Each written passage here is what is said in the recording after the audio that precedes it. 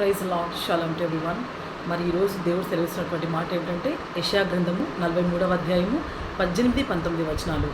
మున్పటి వాటిని గురించి జ్ఞాపకం చేసుకున్నప్పుడు పూర్వకాలపు సంగతులను తలంచుకున్నప్పుడు ఇదిగో నేను ఒక నూతన క్రియను చేయించినాను. హల్లెలూయా. 100% అండి. ప్రభువైన యేసుక్రీస్తు ఇస్తున్నటువంటి ఒక గొప్ప మాట ఏంటంటే పాస్ట్లో ఏం జరిగిందో ప్రీవియస్లో అంటే కొంతమందికి చేదనుభవం ఎక్కువ ఉంటుందండి.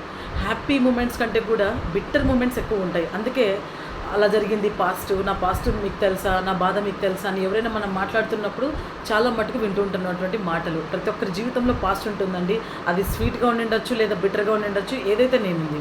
ఈరోజు బిట్టర్ అనుభవాలు ఏదైతే ఉన్నాయో వాటన్నిటిని మరీ జ్ఞాపకం చేసుకోకూడదని ప్రభువైన యేసుక్రీస్తు యొక్క వాక్యం సెలవిస్తుంది. ఎందుకంటే అది ఏదైతే అయ్యిందో ఓకే, అది అయిపోయింది. దాని గురించి ఆలోచించి ఈరోజు ఉన్నటువంటి ఈ సమయాన్ని సద్వినియోగం చేసుకోకుండా ఇంకా దాని గురించినటువంటి ఆలోచనలు, ఆ యొక్క జ్ఞాపకాలు కావచ్చు, అవి వెంటాడుతూ ఉన్నప్పుడు ఈరోజు పెట్టినటువంటి బ్లెస్సింగ్ని అందుకోనికోకుండా ఇలాంటి సంభవాలు జరుగుతుంటాయి. అందుకే దేవుడు అంటున్నాడు, ఓకే అది ఎవరు నీకు పూడ్చివేయలేనటువంటి బాధ మిగిలిచ్చి ఉండవచ్చు నీ యొక్క పాస్ట్, కానీ ఈరోజు దేవుడు మాట్లాడుతున్నటువంటి మాట ఏంటంటే ఈ యొక్క ప్రజెంట్ డే, ఈ యొక్క నిమిషం దేవుడు నీ లైఫ్లో ఒక గొప్ప మేలు చేయాలని ఆశిస్తున్నాడు ప్రియ దేవుని బిడ్డ. కాబట్టి ఎవరైతే ఆ పాస్ట్ ఉంది, నాకు ఇంకా లైఫ్ లేదు, ఇంకా నాకు ఎవరు నన్ను ముందుకు తీసుకురాలేరు అనేటువంటి అనుభవాల్లో బతుకుతున్నావా, రోజు భయపడాల్సిన అవసరం లేదు.